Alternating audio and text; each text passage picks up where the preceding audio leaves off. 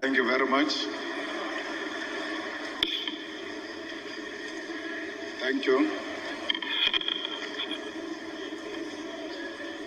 Let me take this opportunity to greet the Governor of Enugu, to greet the Sultan of Sokoto. Let me greet the President of Nigeria Bar Association. We are here because of your capable leadership, and we are happy that we are home here in Nigeria. The leadership collective of the Nigerian Bar Association, who have honored me with an invitation to this esteemed occasion, I greet you all.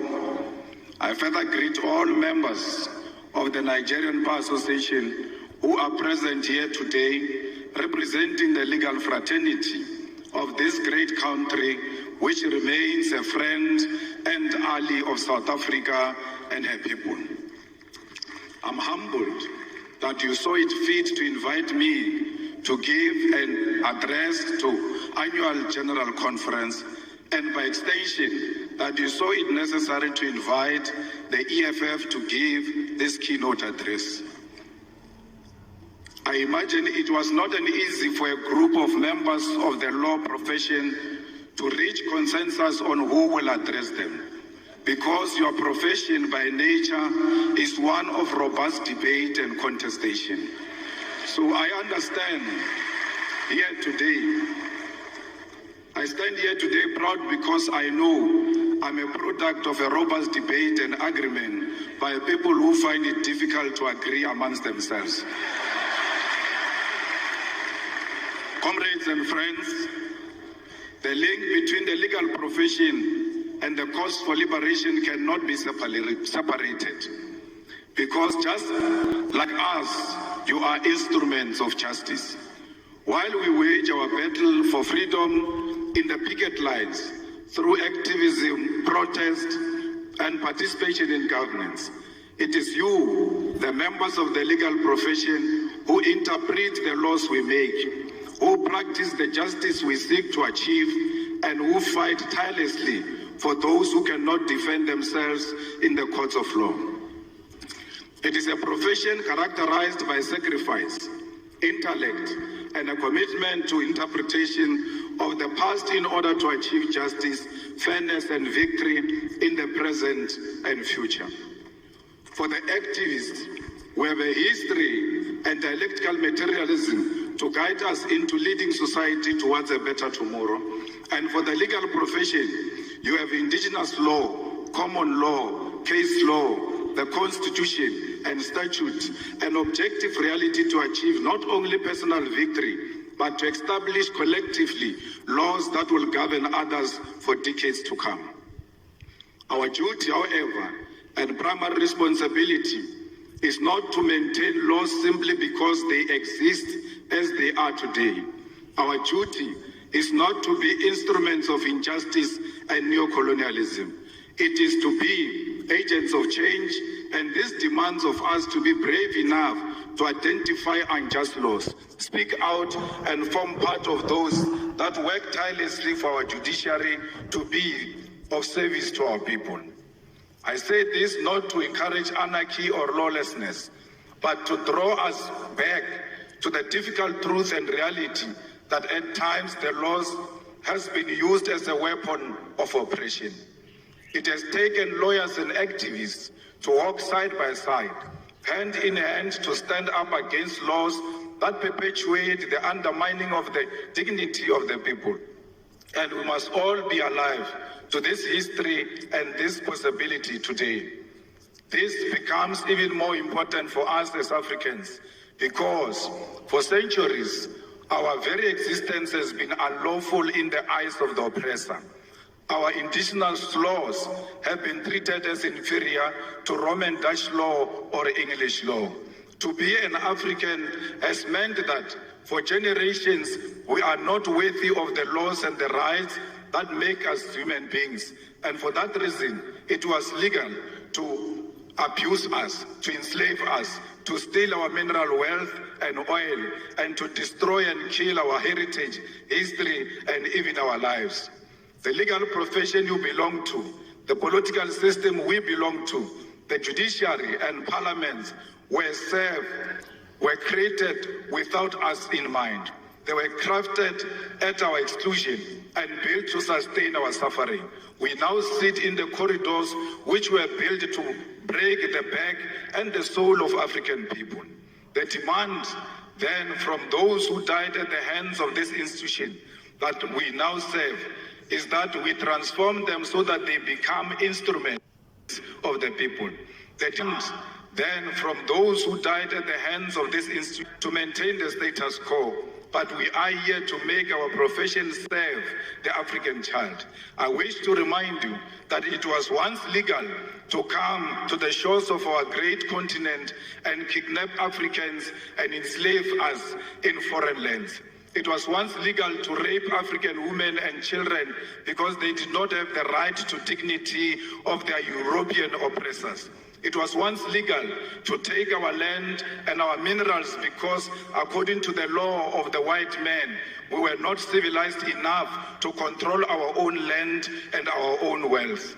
In South Africa, our freedom, our oppression, our resistance, all had law at the center of it. Under apartheid, it was legal to restrict the movement of Africans to labor reserves called townships, and to teach us inferior education so that we could only be servants of white masters. All of those problems were legal. And it took brave men and women to say that if the oppression of Africans is lawful, then such a law is unjust and must be opposed. Today, as our continent is troubled by corruption, leaders who utilize state machinery to sustain their rule at the expense of the poor and the African lives in abject poverty. A question we all ought to ask ourselves is whether the time for the legal profession and the activists to once again stand up for what is right. We must all ask ourselves whether the time has not once again arrived for liberation to be achieved against the sale of our nation to recolonization, and whether this fight must not begin by reimagining our laws for the better. We must therefore reach into this deep history of resistance and solidarity which is shared by our two nations in order to achieve the goal of restoring the humanity of Africa and their people. My brothers and sisters, the humanity of Africa is at the center of what the EFF stands for. We are an organization that was formed in 2013 purely out of the demands of the people of South Africa who wanted an alternative to the former liberation movement to achieve economic freedom in our lifetime. We are an organization which is born out of the blood of slain mine workers in an area known as Marikana, where 34 miners were shot down execution style, and the 13th anniversary of their execution was this month on the 16th of August 2025. Yet the families have not seen any justice. No one has answered for this grave injustice. It is out of this deep pain and disregard for African life that the domestic workers, miners, gardeners, petrol attendants, street dwellers, university students, professionals, and ordinary people of South Africa demanded that we form the economic freedom fighters. We were formed to complete the liberation struggle, which was faced by compromised, betrayal, and corruption of the mission for the return of the land and wealth of South Africa to the hands of the people. As a result, we base our struggle on these lived realities, and we are guided by a scientific ideological outlook of Marxism, Leninism, and the teachings of Frantz Fanon. Fanon, in the context of Africa, becomes most important as we face with a continent that is becoming more and more dependent on the former colonial master, and our liberation movement abandoned the struggle which led to the formation in favor of life of opulence while the people suffer. We are Marxist because we believe in the inherent need of an alternative economic system to capitalism, and we use the science of dialectics to wage our struggle for liberation. We are Leninist because we believe in the need for a vanguard party of the people to lead the struggle, one who believes in internal democracy and the waging of struggle in parliament, the judiciary, and at a grassroots level. We are anti-capitalist, anti-imperialist, anti-racist, sexist organization which believes in democracy and socialism as a means of uplifting ordinary masses of our people. At the foundation of the EFF are what we refer to as the 7 non-negotiable cardinal pillars, which are expropriation of South Africa's land without compensation for equal redistribution in use, nationalization of mines, banks, and other strategic sectors of the economy without compensation, building state and government capacity, which will lead to abolishment of tenders, free decolonized education, healthcare, houses, and sanitation, massive protected industrial development to create millions of sustainable jobs, including introduction of minimum wages in order to close the wage gap between the rich and the poor, massive development of African economy, and advocating for a move from reconciliation to justice in the entire continent. Open, accountable, corrupt-free government and society without fear of victimization by state agencies. These are briefly the guiding principles which make us, as the EFF, a revolutionary movement.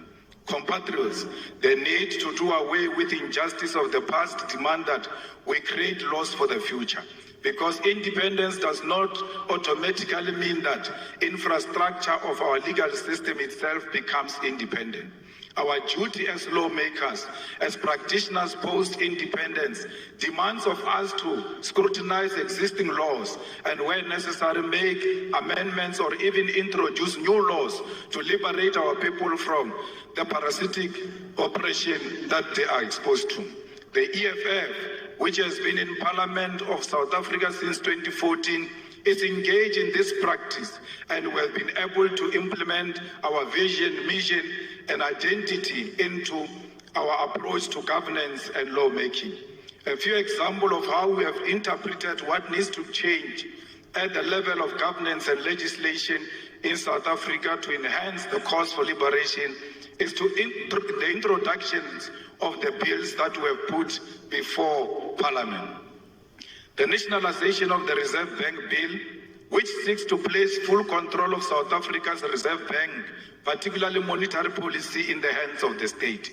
Further to this bill introduced by the EFF in Parliament seeks to broaden the mandate of the Reserve Bank in South Africa, which currently has private shareholding, towards alleviating unemployment and capping economic stagnation, which is due to the Reserve Bank conservative and financial sector-orientated policy outlook.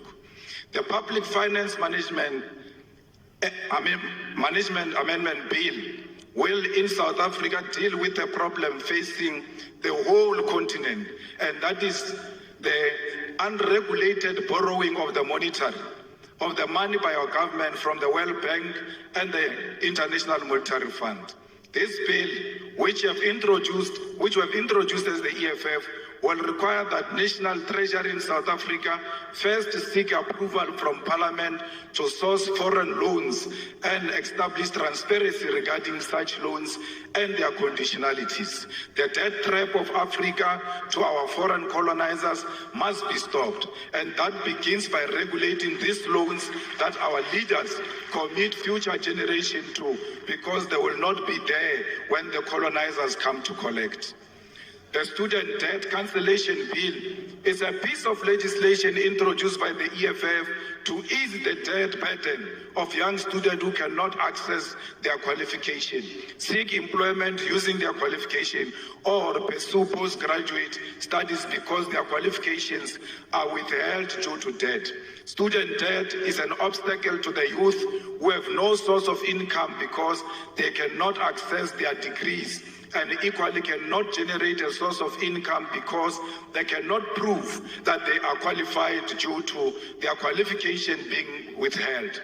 They need to unlock this qualification, possess a major opportunity to grow our expertise in our country and promote education to be at the center of our developmental objective. Insourcing bill seeks to do away with the exploitation of labor brokers and consultancy firms which are draining the public finance of government in South Africa. In our country, the most basic of service which ought to be conducted through internal capacity are done on contractual basis and at inflated prices. The policy of outsourcing is at the center of corruption as politicians establish companies to provide services such as cleaning, security services, accounting services, maintenance services, and many more to government at a ridiculous rate.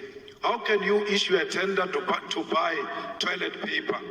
How come Director General doesn't know where the toilet papers are being sold and go and buy the toilet papers himself instead of issuing out a tender that is unnecessary? There are certain things that can be done by the government without involving the outside players. We don't want alcohol advertised in South Africa because they advertise alcohol through the means that is not a true reflection of alcohol. Why are you not advertising alcohol with drunkards and show people what alcohol will do to them? It cannot be that alcohol is advertised only with beautiful people at the beach. It must be a true reflection of what this will do to you.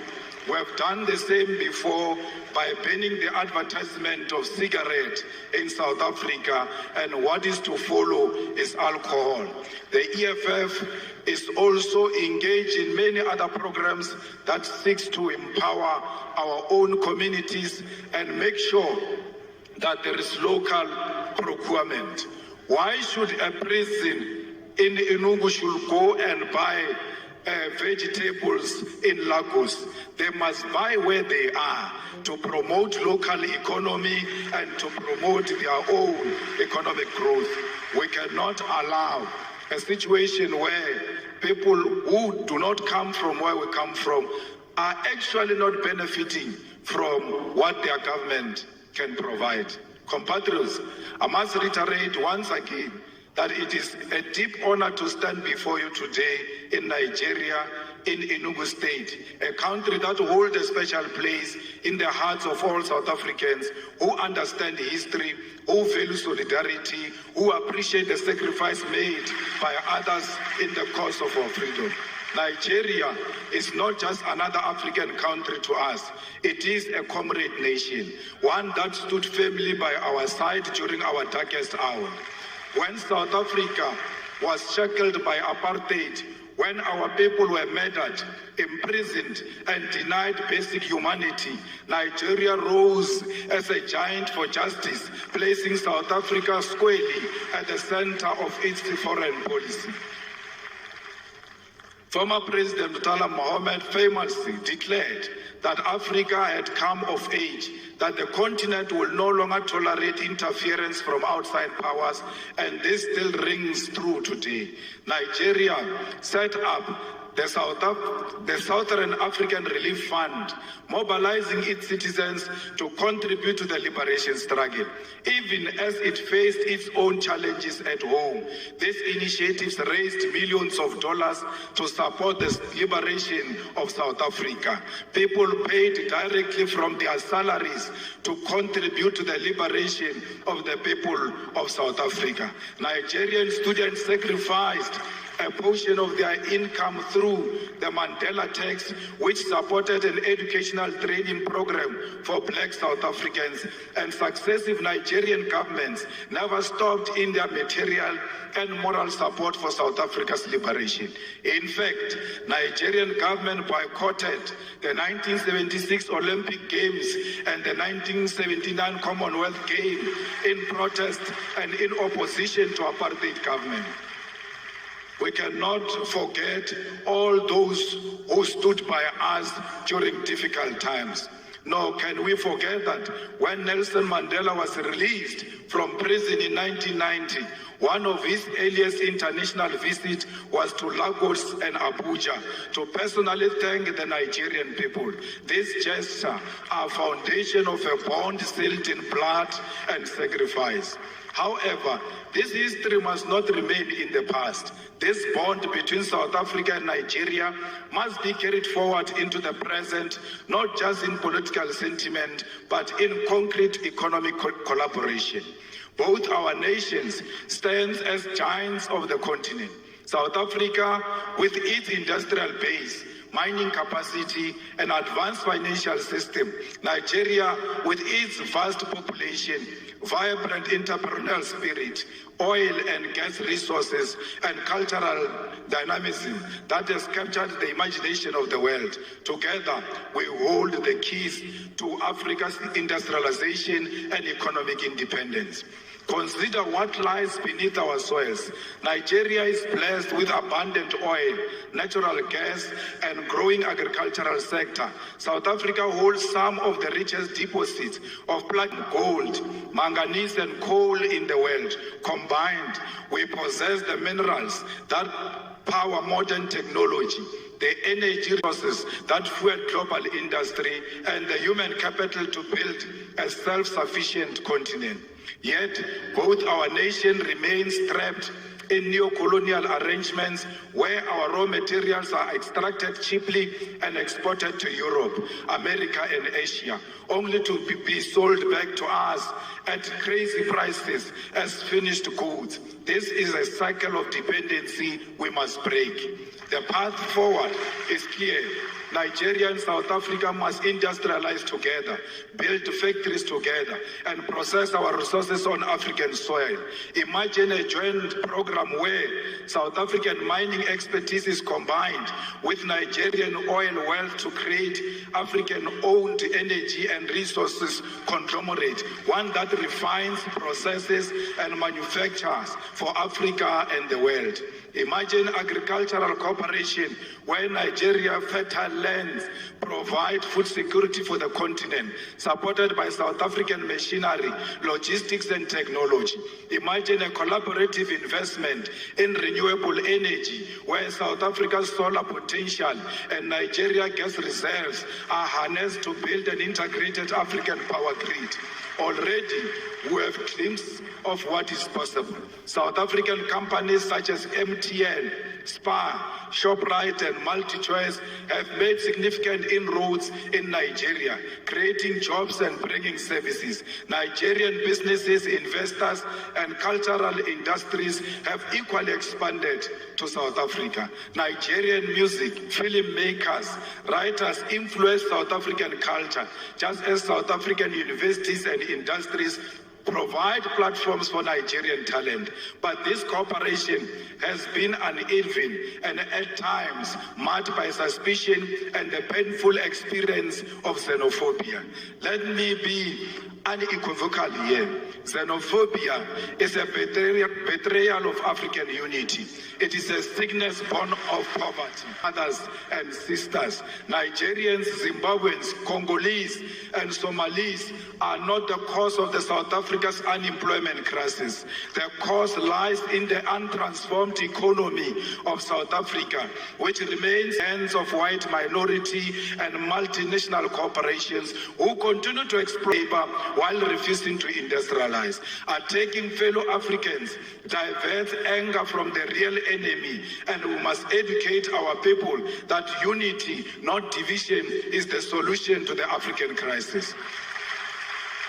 If we want to end one migration where Nigerians are forced to leave home in search of opportunity in South Africa, we must integrate our economies. Young Nigerian engineers should be able to work in Johannesburg, Gaborone, Windhoek, Harare, Cairo, and Accra, not as foreigners, but as Africans contributing to Africa.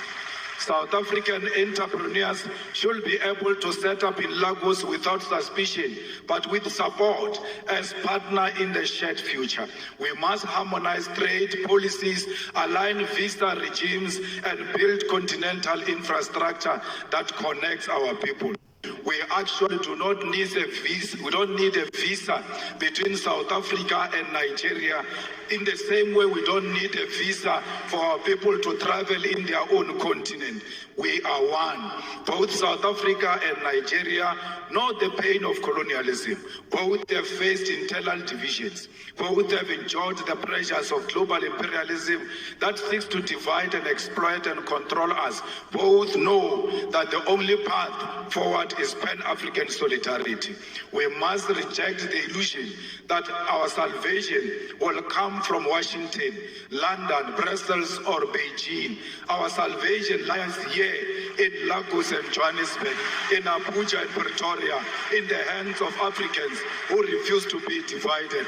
Together, Nigeria and South Africa can lead African continent free trade area, not as a paper agreement, but as a living reality that changes the lives of ordinary people. Together, we can demand fair trade, protect our industries, and invest in education, technology, innovation. Together, we can prove that Africa is not a begging bowl, but a continent of giants. We must prove to the whole world that we are not xenophobic, we love one another. Black people are not loved in Africa and are not loved outside Africa. We have a duty to love ourselves and show the whole world on how it must treat us. We cannot treat each other badly and expect other people to treat us much better. How you treat your own brother and your own sister, it's how you teach others outside how they must treat you. The unity of our continent is paramount, and we must never associate with any xenophobic agenda that perpetuates the divisions in South Africa. Solidarity is what we need for each other. My comrades, as I close, I want to state that as Africans, our fight has never been confined to the borders. From the very beginning, the struggle of South Africa against apartheid, we knew that suffering of one oppressed people anywhere in the world is the suffering of all oppressed people everywhere. It was in that spirit that South Africa, during its liberation struggle, was embraced by Nigeria and other African nations, who declared that apartheid was not simply a South African problem, but an African and global crime.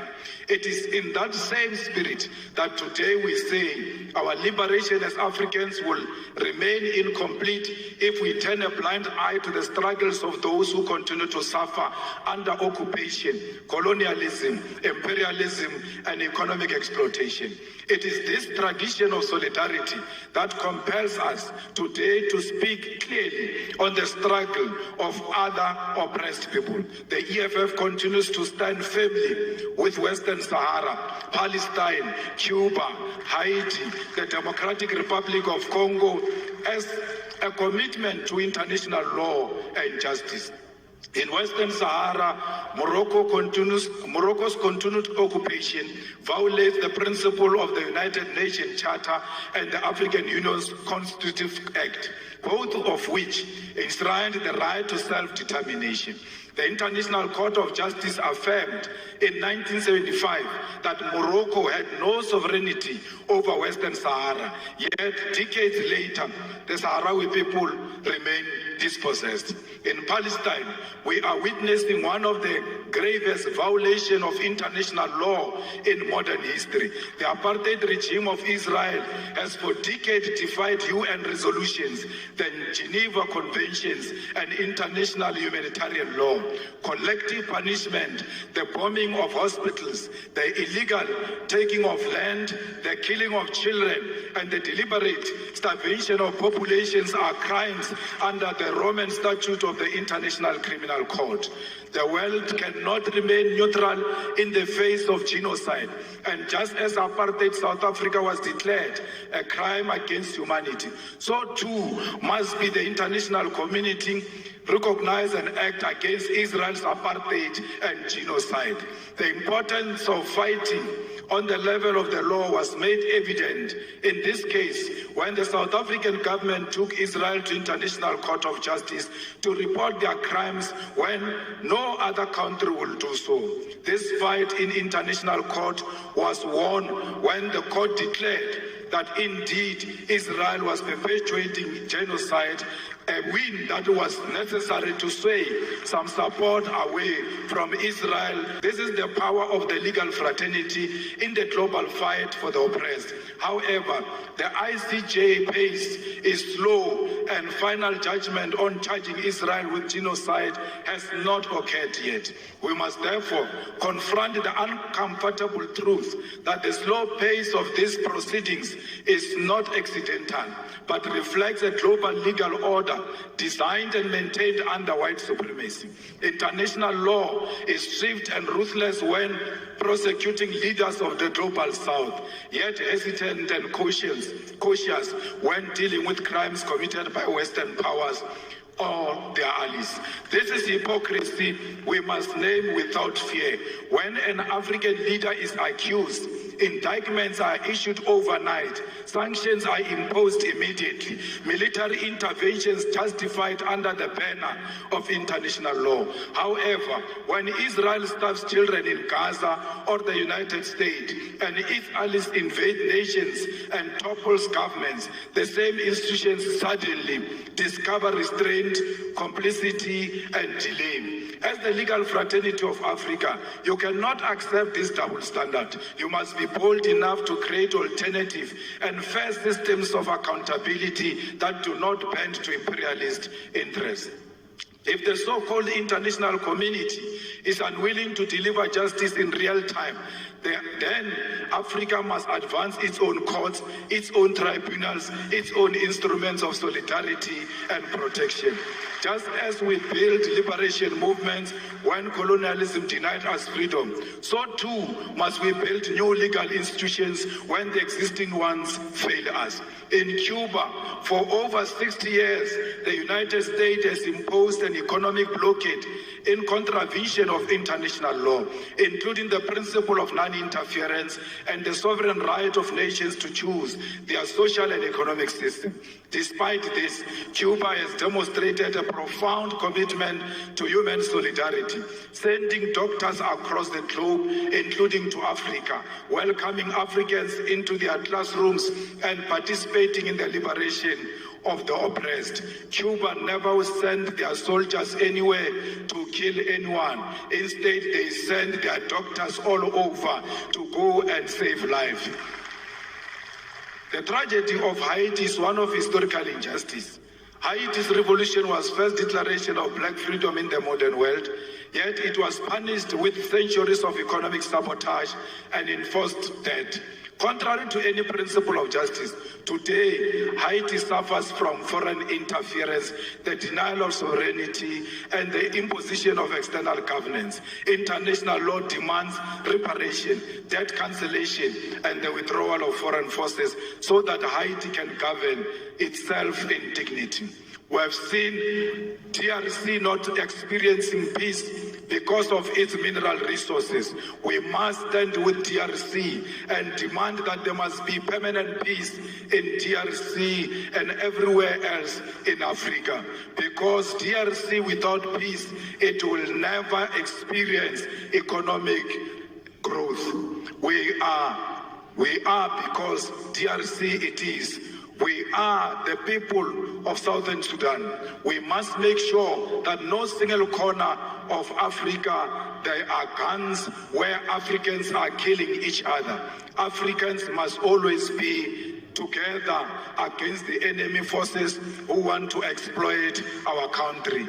We are here today to reclaim our land. We want the land of Africa to be returned to Africa because it belongs to the Africans. We want the minerals of Africa to be returned to the Africans because that's where they belong. We want to build industries in Africa and process our minerals here in Africa. We've got the capacity. We must never allow the imperialist forces to divide us in order to take our minerals from us. We demand one Africa. We demand borderless Africa. We demand Africa with one president, with one currency, with one military command, with one parliament, because we know the currency of Africa will be much more stronger against the American currency. We don't care what Trump thinks of us. He will never choose a policy position for Africans. We are not subject of Trump. We must refuse to be subjects of Trump. We must stand together as the world changes and show the world that Africa is one and Africa is equal to all nations, to China, to Russia, to America. We are not just a small nation. We are a big nation. We are not a dark continent. How can we be dark when we've got diamond that is shining amongst us? We are a shining nation. I thank you.